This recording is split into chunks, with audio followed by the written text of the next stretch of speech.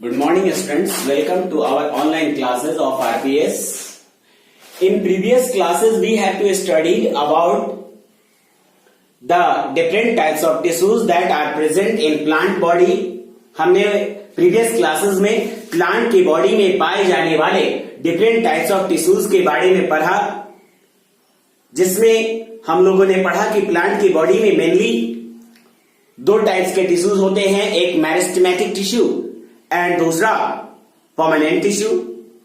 Meristematic tissues are responsible for growth and lots more functions are of meristematic tissue and दूसरा है permanent tissue. Permanent tissue के भी दो types थे, एक था सिंपल परमानेंट और दूसरा कॉम्प्लेक्स परमानेंट.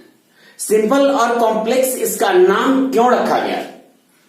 सिंपल और परमानेंट, सिंपल और कॉम्प्लेक्स इसलिए नाम रखा गया कि सिंपल टिश्यूज जो थे वह सिमिलर टाइप ऑफ सेल्स के बने हुए थे. एक ही टाइप के सेल्स के सारे सेल्स उसके टिश्यू के एक ही टाइप के थे.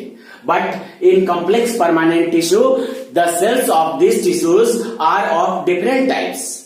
इसके जो सेल्स होंगे वह डिफरेंट टाइप्स के होंगे.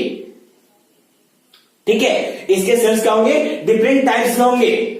But their origination and their function are common, and so it is counted as tissue. ये सेल्स भले ही डिफरेंट टाइप्स के हैं, लेकिन इनका ओरिजिन प्लेस भी कॉमन है और इनका फंक्शन भी कॉमन है. कॉम्प्लेक्स परमानेंट टिश्यू के दो मेन फंक्शन होते हैं, एक होता है ट्रांसपोर्टेशन और दूसरा होता है ट्रांसलोकेशन. Transpiration and translocation. तो इसमें कॉम्प्लेक्स परमानेंट टिश्यू का डेफिनेशन इस तरह से है कि tissues having more than one type of cells which have common origin and work together to perform a common function. ठीक है, यानी इसका ओरिजिन का प्लेस भी कॉमन है और उसका ओरिजिन का जो प्लेस है ना, वह भी कॉमन है और उसके बाद उसमें जो वर्क करते हैं वो भी एक कॉमन फंक्शन परफॉर्म करते हैं उनके सेल्स, और इसीलिए ये एक कॉम्प्लेक्स परमानेंट टिश्यू के तौर पर काउंट किए जाते हैं. कॉम्प्लेक्स परमानेंट टिश्यू के दो टाइप्स होते हैं, एक जाइलम और दूसरा phloem. Xylem is responsible for transpiration and phloem is responsible for translocation. It means that xylem is responsible for the conduction of water and minerals and other dissolved substances that are absorbed by the root, and it conduct that particular absorbed substance from the root to the aerial parts of the plant. यानी यह xylem जो है वह root के द्वारा absorb किए गए different substances like water, minerals and other dissolved substances को वह रूट से लेकर और उसके अदर एरियल पार्ट्स तक कैरी करने का काम करता है. ठीक है, और इस जाइलम में कहता है कि it is a chief conducting tissue. Xylem क्या है? एक चीफ कंडक्टिंग टिश्यू है that is responsible for conduction of water. That is responsible for conduction of water. चाहे वह कॉलमनर हो, चाहे लेटरल हो, चाहे वह कंडक्शन के लिए रिस्पॉन्सिबल होता है. किसके लिए? कंडक्शन के लिए रिस्पॉन्सिबल होता है. And this xylem tissue is made up of 4 kinds of cells. यह जाइलम टिश्यू जो होता है वह 4 डिफरेंट टाइप्स के सेल्स का बना हुआ होता है. इसमें कुछ लिविंग भी होते हैं, लेकिन इसमें से अधिकांश जो होता है वह नॉन लिविंग हो जाता है due to the deposition of lignin on their walls. उसके वॉल्स के ऊपर लिग्निन के डिपोजिशन के कारण वो लिग्निफाइड हो जाते हैं and so they becomes dead. But they perform their work properly, and so it is counted as tissue and working tissue of plant's body that is responsible for the conduction of water and minerals. Right now, and the next step is that कि first type जो है वह है उसका tracheids. The first type of tissue is tracheids, sorry cells. The first cell is tracheids. Tracheids किस तरह के sales होते हैं इसको हम लोग देखेंगे। इसके डेफिनेशन से पहले देख लेते हैं कि these are the elongated dead cells with tapering end and walls are thick due to the deposition of lignin।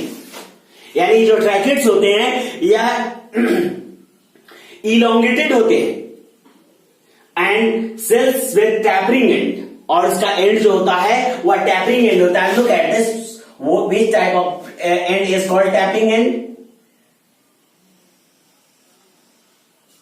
Here is this type of end is known as tapering end। इस तरह के ends को हम लोग क्या कहते हैं? Tapering and कहते हैं।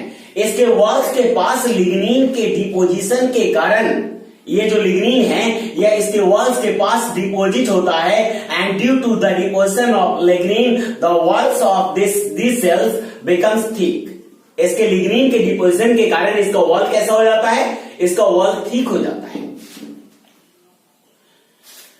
तो इसके वॉल्स अगर ठीक है then how do they conduct water? वो वाटर को कंडक्ट कैसे करेंगे? Because there are some pits present in the cells, these are known as pits. These pits are in our words, हमारे शब्दों में कहा जाए तो these are non lignified pits, या इसमें लिग्निन नहीं होता है इन पिट्स में। इसको छोटे छोटे होल्स प्रेजेंट होते हैं, राइट ना? ये छोटे छोटे क्या होते हैं? होल्स प्रेजेंट होते हैं। And due to the presence of these pits, these are able to conduct water, है ना? अब यहां पर एक और खास बात है, वह यह है कि इनके जो सेल्स होते हैं these are placed one over another, यानी एक सेल जो होता है वह दूसरे पर डिपॉजिटेड होता है कुछ इस तरह से, ठीक है? एक दूसरे पर या इस तरह से ओवरलैप होते हैं, ये एक दूसरे पर इस तरह से प्लेस्ड होते हैं। इससे यह जो वाटर को एब्जॉर्ब करेगा या इस अपने पिट्स के थ्रू, ठीक ना, अपने पिट्स के थ्रू इसको प्रोवाइड करेगा, अपने पिट्स के थ्रू इसको प्रोवाइड करेगा, एंड ये दोनों ये फिर आगे की तरफ वाटर को कंडक्ट करते जाएंगे और इस आगे वाले ट्रैकेट्स को प्रोवाइड करेंगे। And by this process these are able to conduct water, so these able to conduct water and so these are conducting cells। ये कंडक्शन के लिए रिस्पॉन्सिबल होंगे और कंडक्शन करेंगे। Here is written as these are responsible for the conduction of water। It means that it is only responsible, this type of cells are only responsible for conduction of water, nothing more। Others जो substances हमने आपको बताए थे कि जो conduction के लिए responsible होता है वह उसके अदर सेल्स परफॉर्म करेंगे। The next is cell is the vessel. अगला जो सेल है, अगला जो टाइप ऑफ सेल है वह क्या है? वेसल है। वेसल का मतलब क्या होता है? वेसल का मतलब होता है बर्तन।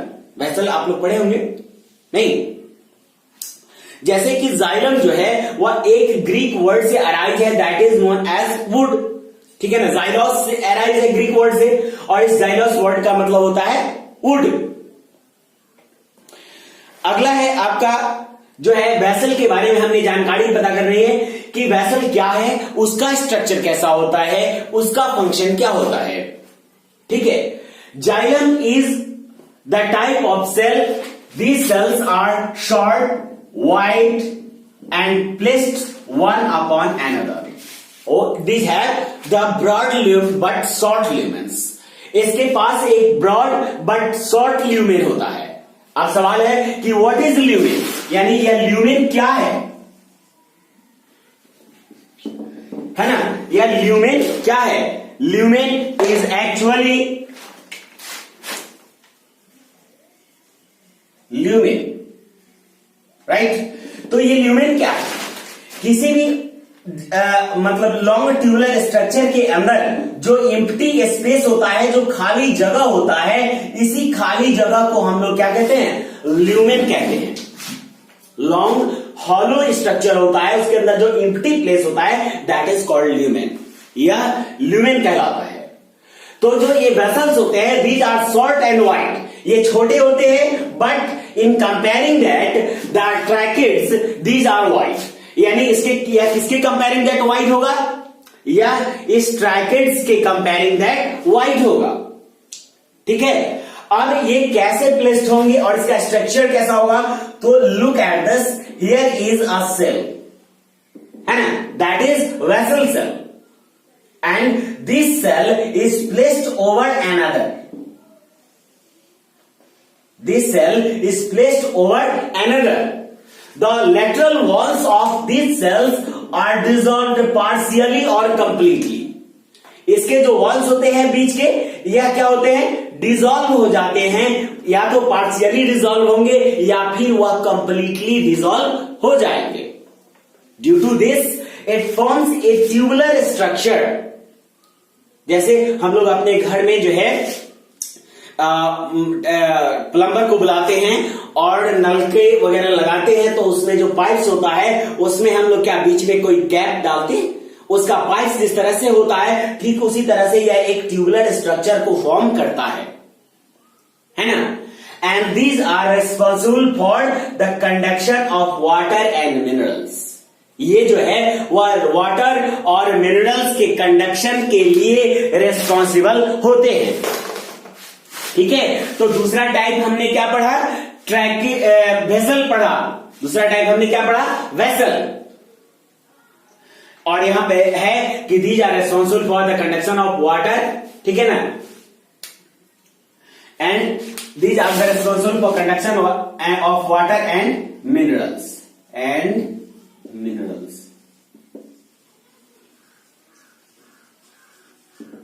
ठीक है, ये वाटर और मिनरल्स के कंडक्शन के लिए रिस्पॉन्सिबल होते हैं।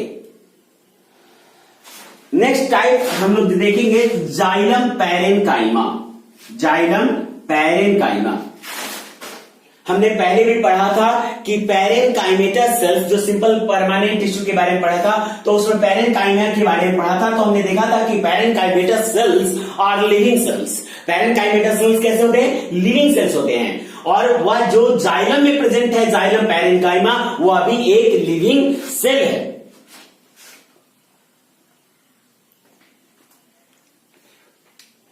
और यह जो जाइलम पैरेन्काइमा है, that is a living cell, है ना। And what is its function, इसका फंक्शन क्या है, एक सारे जो इसके कैरेक्टरिस्टिक्स होते हैं एक लिविंग सेल से मिलते हैं। इसका जो वॉल होता है वह थीन वॉल होता है। इसका वॉल कैसा होगा, थीन वॉल होगा। बाकी सबका हमने देखा कि थिक वॉल है, और इसका वॉल जो है वह थीन वॉल है। And these are responsible for the lateral conduction of water. यह वाटर के लेटरल कंडक्शन का अर्थ होता है कि प्लांट्स के बॉडी में जो है वह कोई अदर कंडक्टिंग सिस्टम तो होता नहीं है, अदर ट्रांसपोर्टेशन सिस्टम तो नहीं होता है। तो जो ये जाइलम पैरेन्काइमेटस सेल्स होते हैं वह इन अदर सेल्स से वाटर को एब्जॉर्ब करेंगे और अपने बगल वाले को, है ना, यह जो है वाटर प्रोवाइड करेंगे।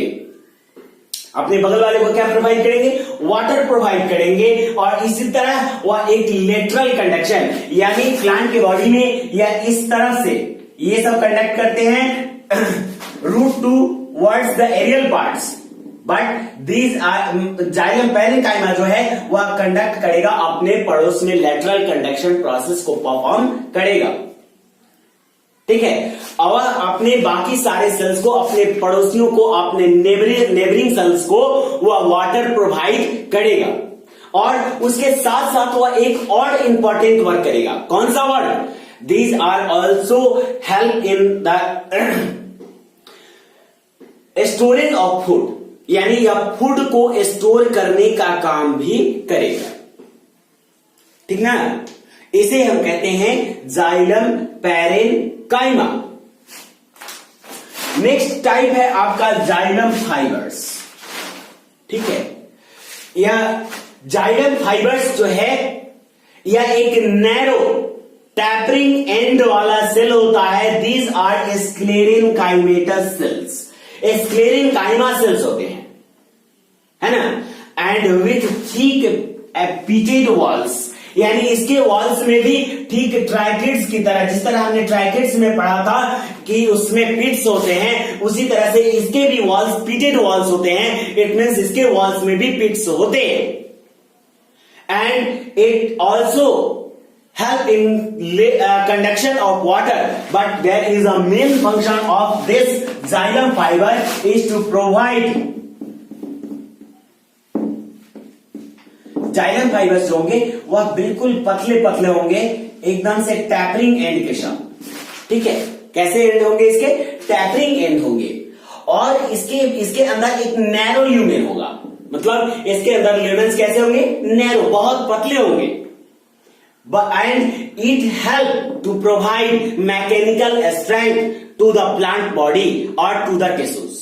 यानी यह मैकेनिकल स्ट्रेंथ प्रोवाइड करेंगे, वह प्लांट की बॉडी को, प्लांट के टिश्यूज को स्ट्रेंथ प्रोवाइड करेंगे, उसको मजबूती देंगे।